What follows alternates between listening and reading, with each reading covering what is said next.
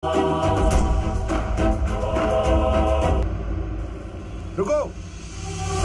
खड़ा है, सिर उठाकर बात कर, इधर देख बेशरम। और मैं कैसा इंसान हूँ तुझे पता है?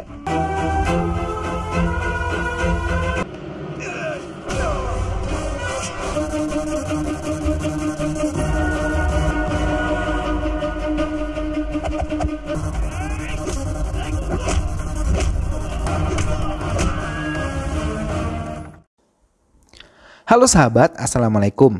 Apa kabar? Semoga sehat selalu dan senantiasa berbahagia. Terima kasih sudah subscribe dan selalu setia menyimak video-video Esalante TV. Semoga Tuhan Yang Maha Kuasa selalu memberikan rezeki yang berlimpah ruah dan juga berkah untuk sahabat semua. Esalante TV kembali hadir tentunya menemani waktu bersantai sahabat dengan alur cerita film-film pilihan.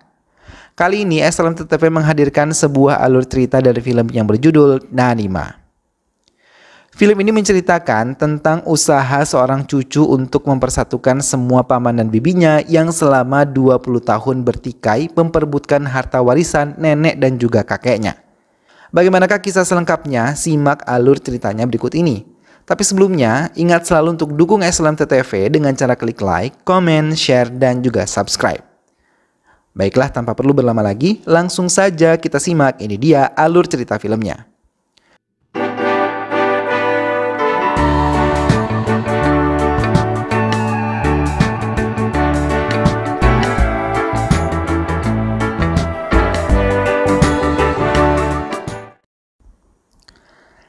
Santos sangat bahagia kembali ke rumah neneknya di desa yang terletak di daerah Surat. Tapi kebahagiaan itu hilang ketika paman pertamanya yang bernama Baborau menuntut warisan dari kakeknya. Padahal kakek dan neneknya saat itu masih hidup hingga ayah Santos yang bernama Dr. Rau mencoba menasihati kakak iparnya, tapi ia tidak menghiraukannya hingga kakek mereka meninggal terkena serangan jantung keesokan harinya. Sejak itu rumah nenek Santos menjadi sangat sepi. Ia hanya tinggal bersama Surya Rau, penjaga kebun dan juga rumahnya. Hingga 20 tahun berlalu, kesedihan masih terpancar di wajah sang nenek kala mendoakan sang kakek karena setiap tahun ia harus mendoakan suaminya seorang diri tanpa anak, cucu ataupun menantu di sampingnya. Semua anak Sita Mahalaksmi telah tinggal di berbagai daerah dan sudah sibuk dengan kehidupan bersama keluarga baru mereka. Kadangkala Sita Mahalaksmi menelpon satu-satu anaknya yang berada di Hyderabad, Mumbai, Bangalore, dan juga di Mumbai. Ia dan mendiang suaminya memiliki 3 putra dan 2 anak perempuan. Hingga suatu saat, Surya Rau merebut telepon dari Mahalaksmi yang sedang menelpon Janaki ibu Santos. Ia langsung mengatakan kalau beberapa hari ini ibu Janaki dalam keadaan sakit. Tapi ibu Janaki mencoba untuk menutupinya. Santos yang mendengar keadaan neneknya tidak baik-baik saja memohon pada ayahnya agar mengizinkan ia dan ibunya menengok neneknya yang berada di kampung. Akhirnya Tuan Rau mengizinkan istri dan putranya untuk menengok ibu mertuanya.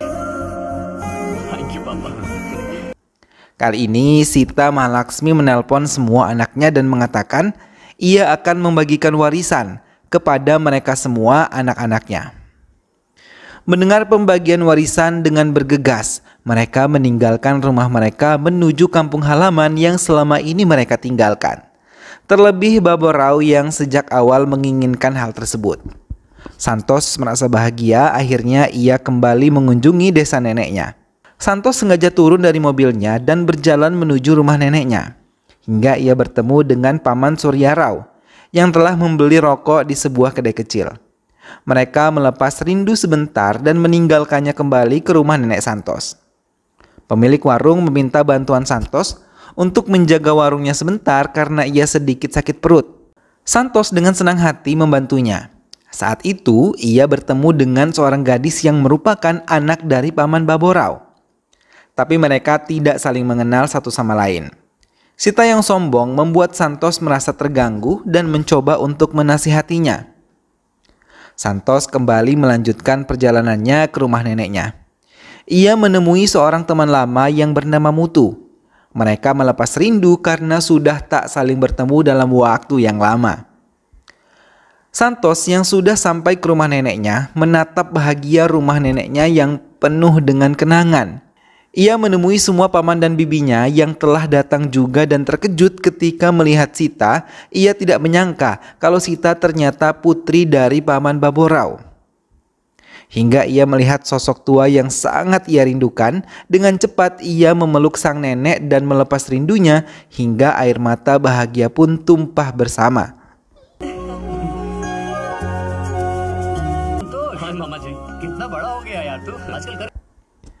Tapi Baborau segera mengumpulkan adik-adiknya dan langsung membicarakan tentang warisan yang akan mereka terima.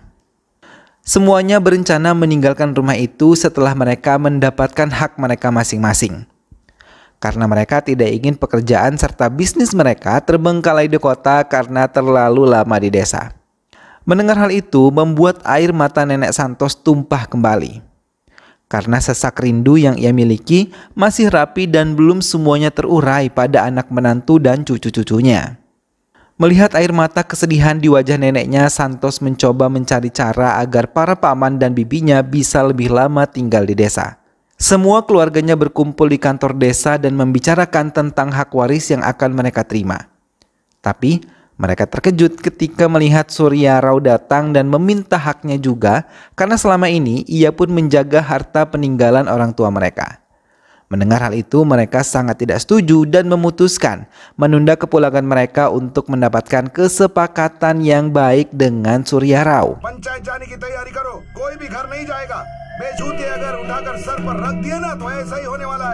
Santos tersenyum karena usahanya kali ini berhasil.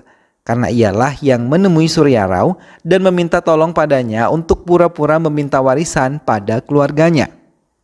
Kembali ketiga paman dan bibinya menemui kepala desa dan meminta bantuan kepada beliau masalah pembagian harta warisan mereka. Santos yang ikut serta mendengar keputusan yang akan diambil oleh kepala desa. Tapi kepala desa juga meminta Surya Rao datang untuk mendengarkan keputusan pembagian warisan tersebut.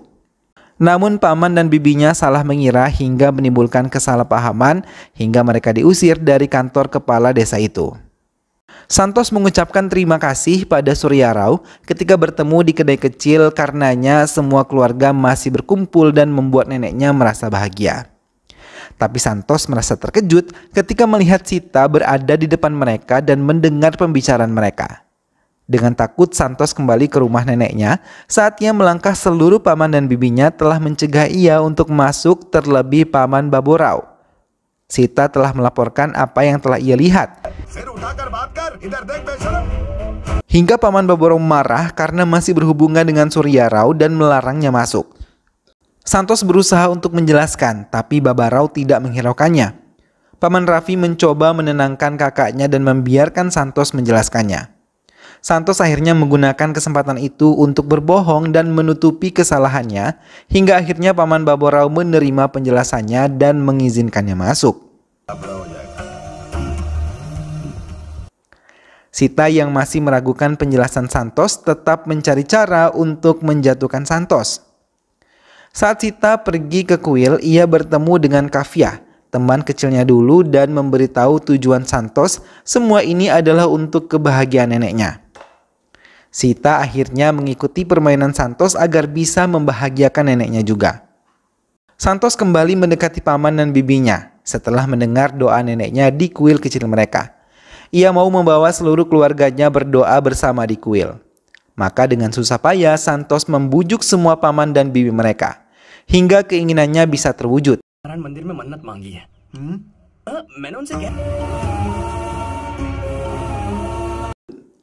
Rencana Santos mulai berjalan lancar. Ia dan Mutu telah memesan bus untuk membawa semua anggota keluarganya. Tapi raut kesedihan masih terpancar di wajah neneknya karena paman Baborau tidak ada dalam rombongan itu.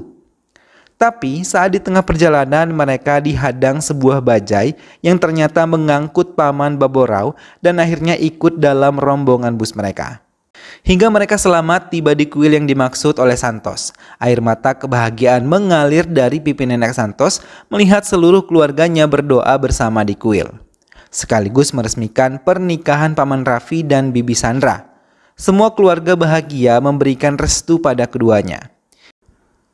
Setelah kembali dari kuil, Baborau kembali mengajak adik-adiknya ke kantor pengadilan desa sekaligus mengajak Surya Rao.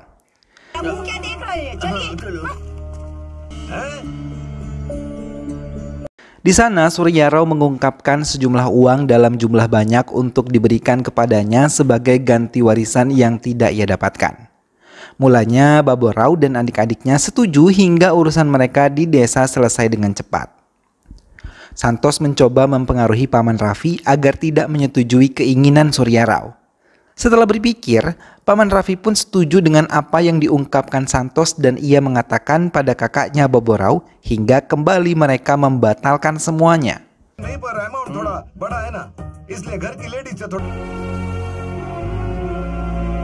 Santos kini mulai membuka pikiran dan hati paman serta bibinya agar mereka mengerti arti penting keluarga dan kebersamaan dibandingkan memiliki harta berlimpah, tapi mereka tidak memiliki kebersamaan keluarga. Hingga satu persatu, hati dan pikiran paman serta bibinya terbuka dan saling meminta maaf satu sama lain.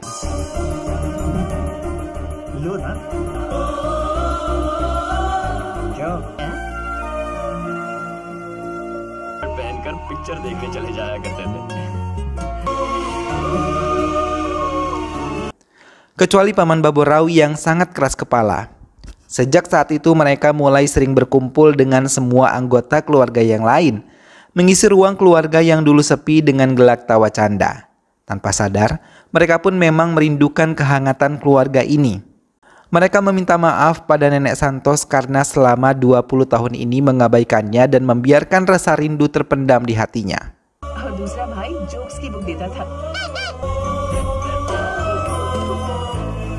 Mereka mulai mengambil foto bersama untuk mengganti foto lama dengan foto yang baru dan mereka pun tertawa lepas saat mengintip Paman Baborau menari seorang diri di kamarnya. Saat Santos melihat sepeda motor tua milik kakeknya, ia langsung mencuci dan memperbaikinya kembali. Lalu membawa neneknya berkeliling melihat keindahan desanya, sama seperti yang dilakukan kakeknya dulu ketika ia masih hidup. Tapi kebahagiaan yang diharapkan Santos akan bertahan lama ternyata hanya sebentar saja. Saat ia kembali ke rumah neneknya, ia melihat seluruh paman dan bibinya telah menyiapkan semua keperluan mereka pulang ke kota mereka masing-masing. Baborau mengatakan ia sudah mengetahui kebohongan yang disimpan oleh Surya Rao yang telah menyimpan surat wasiat ayahnya selama ini. Mereka merasa sia-sia berlama-lama di desa ini jika surat tersebut telah dibuat oleh ayah mereka. Nenek Santos memeluk Santos dan mengucapkan terima kasih kepada Santos karena atas usahanya ia bisa membuat paman dan bibinya menetap lebih lama di desa ini dan memberikan kebahagiaan dalam hidupnya walaupun hanya sesaat saja. Santos mengatakan akan terus membuat senyum di wajah neneknya sebagai bentuk rasa kasih sayang yang ia punya kepada neneknya. Karena Santos tahu kebahagiaan neneknya adalah keluarganya bisa berkumpul kembali. Nenek Santos selalu menceritakan hal sebenarnya kepada Santos. Ia mengatakan kalau pembagian warisan itu telah lama dilakukan oleh ayahnya.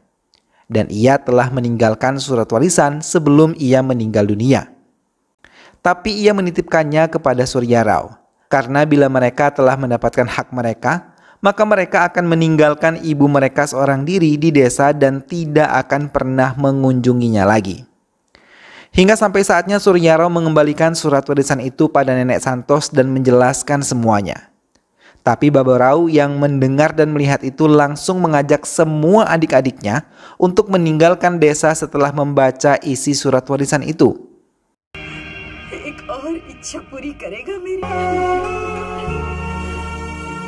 Di tengah perjalanan pulang ke kotanya, Baborau melihat tanah bagiannya tengah diberi patok oleh beberapa orang yang tidak ia kenal. Hingga ia memutuskan untuk menghentikan mobilnya dan mencoba menegur mereka. Tapi ia terkejut ketika melihat Chaudhary bersama rekan kerjanya mau menguasai tanah milik Baborau. Ia mencoba melawan anak buah Chaudhary tapi ia tidak sanggup. Sita yang melihat ayahnya dalam kesulitan segera menelpon Santos yang tengah menyendiri. Dengan bergegas, Santos menuju tempat pamannya dan langsung menyelamatkan pamannya yang hampir saja ditusuk oleh salah satu dari mereka. Santos pun berhasil memberi mereka pelajaran.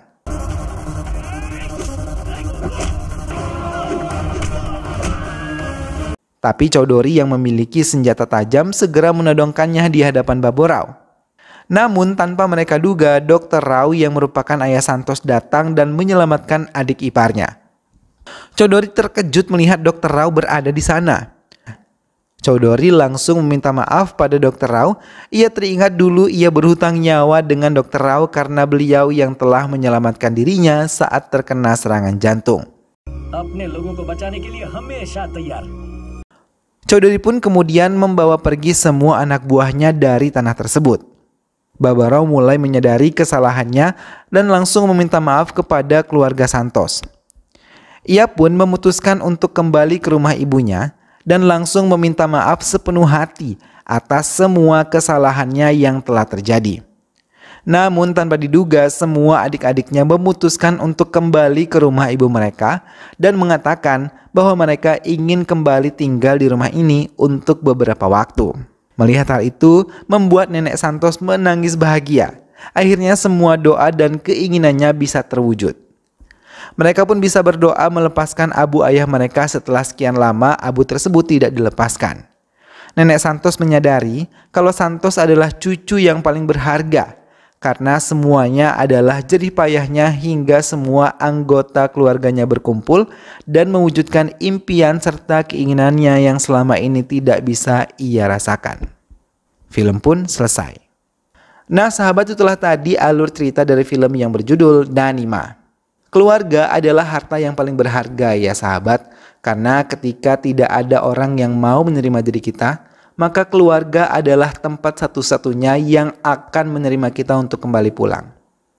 Keluarga adalah tempat di mana kita bisa melampiaskan kekesalan dan juga kesedihan dan akan memberikan semangat baru untuk kita bangkit dari permasalahan yang kita miliki. Untuk itu jagalah keharmonisan dan kehangatan dalam sebuah keluarga ya sahabat.